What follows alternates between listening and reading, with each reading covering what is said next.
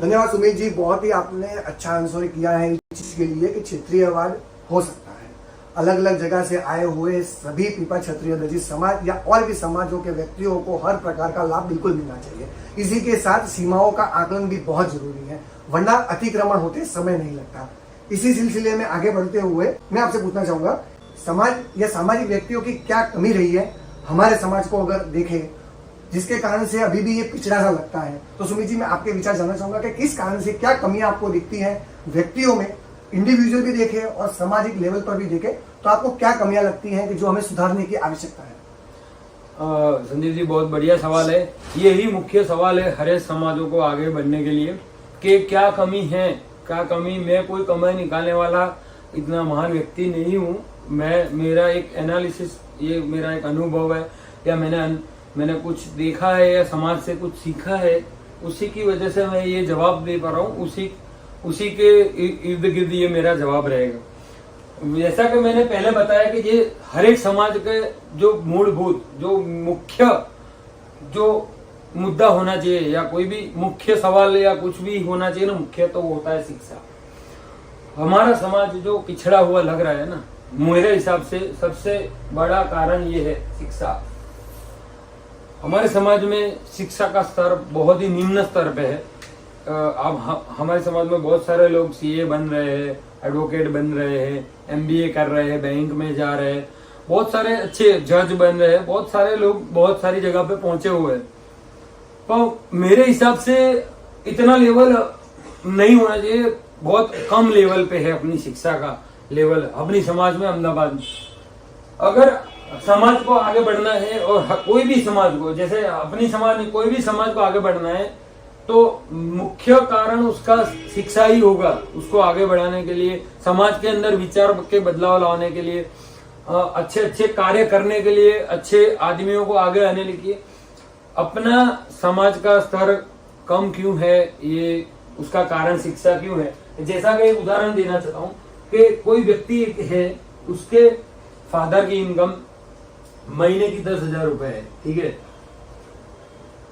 उनके 2 लड़के हैं, बराबर 2 लड़के हैं, एक लड़का बड़ा है, एक लड़का छोटा है। और एक व्यक्ति ऐसा है जिसका फादर महीने के 2 लाख रुपए कमाते हैं, ठीक है। उनके भी 2 बच्चे हैं। ये 10,000 वाला व्यक्ति अपनी सेवा से अपना काम मजूरी करके या कुछ भी नौकरी करके अपना गुजरान चला रहा है। अभी उनकी परिस्थिति देख के उनके बच्चों ने सोचा कि मुझे पढ़ना है, मेरे फादर की ये परिस्थिति को मुझे बाहर निकालना है, ठीक है। इनके भी 2 बच्चे हैं, जैसे 2 लाख कमा रहा है मंथली, बिजनेसमैन है, ये लेबर है, ठीक है। 2 लाख मंथली कमा रहा है, तो उनके 2 बेटे, वो क्या सोचेंगे, हमें 2 लाख कमा रहे हैं हमारे पापा, तो हमें उनको 5 लाख 10 लाख तक पहुंचाना है हमारे फादर के बिजनेस को। तो जैसा कि आपने बोला संदीप जी के हमारा समाज पिछड़ा हुआ क्यों लग रहा है, कि वैसा मैंने देखा है अपनी समाज में कि ये 10,000 वाले के दोनों बच्चे, एक को नौकरी पे लगाया है, दूसरा पढ़ेगा तो भी उसकी एक सीमा आ जाएगी कि वो 12वीं तक पढ़ेगा या फिर कॉलेज तक पढ़ेगा।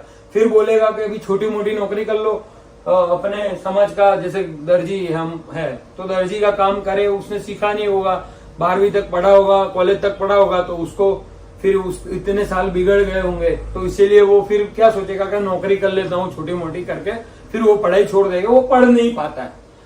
तो एक तो पैसे वाला नहीं है वो व्यक्ति, तो उसकी वजह से उनके बच्चे पढ़ नहीं पा रहे। दूसरी बात है 2 लाख वाले व्यक्ति जो अपने आप में बिजनेस कर रहे हैं, जैसे उनके बच्चों को वो 12वीं तक पढ़ाते हैं, फिर बोलेगे बेटा तू धंधा कब करेगा, क्या करेगा, पढ़ के क्या करेगा, आगे क्या करेगा।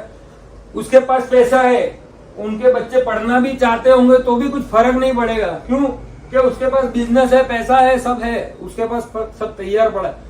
पर वो पढ़ेगा नहीं, उसके पापा उसको पढ़ाएंगे नहीं, या तो वो खुद नहीं पढ़ना चाहेगा, ऑलरेडी उसके पास सब सुविधाएं हैं। जैसा कि इनके पास सुविधाएं नहीं है और उनको पढ़ना है और पढ़ नहीं पाते, और इनके पास सुविधाएं हैं पर पढ़ा नहीं पाते या पढ़ नहीं पाते। अभी ये दोनों में सिचुएशन रिजल्ट तो 0 हुआ, रिजल्ट तो अपना वही हुआ कि पढ़ नहीं पाते हैं बच्चे। अभी पढ़ा, ये कम कमाने वाले का बच्चा भी पढ़ नहीं पाएगा और कमाने वाला व्यक्ति का भी बच्चा पढ़ नहीं पाएगा, तो क्या होगा? समाज के अंदर जो मानसिकता होगी वो लड़कों की या युवाओं की, वो कैसी रहेगी कि वो सुनेगा और वो अपने आप उसको सुन के करेगा। अगर पढ़ा लिखा व्यक्ति होगा तो वो अपने हिसाब से अच्छा करने का कोशिश करेगा, वो प्रयास करता रहेगा। यही मेरे हिसाब से कमी रही है अपने समाज की कि सोच जो है ना वो एक थोड़ी बाउंड्री वाली हो गई, सीमित सोच हो गई है सबकी, कि इतने लेवल तक ही अपने समाज में सब सोचते हैं। सोचने के लिए ये अपने पूरा दुनिया एक है ना, एक स्काई इज द लिमिट, जैसा कि अगणित अपना काम कर सकते हो आप। पर ये शिक्षा के लिए मेरा सबसे ज्यादा मेरा रहता है, समाज को आगे बढ़ाने के लिए मेरा अभिप्राय वो है कि शिक्षा में सबको आगे बढ़ना चाहिए और हर एक व्यक्ति को अपने अपने बच्चों को या शिक्षा के लिए मोटिवेशन देना चाहिए, शिक्षा के लिए प्रेरणा देनी चाहिए कि सभी पढ़े, आगे बढ़े।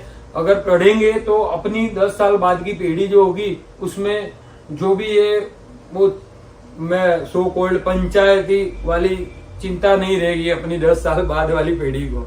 तो मेरे हिसाब से शिक्षा का सबसे बड़ा मूलभूत कारण है अपना समाज को अभी तक आगे नहीं बढ़ने दिया है ये शिक्षा ने।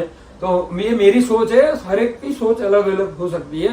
तो मैंने मेरे हिसाब से मेरा प्रयत्न किया है अपने संदीप जी का सवाल का कि अपना समाज क्यों बिछड़ा हुआ लग रहा है।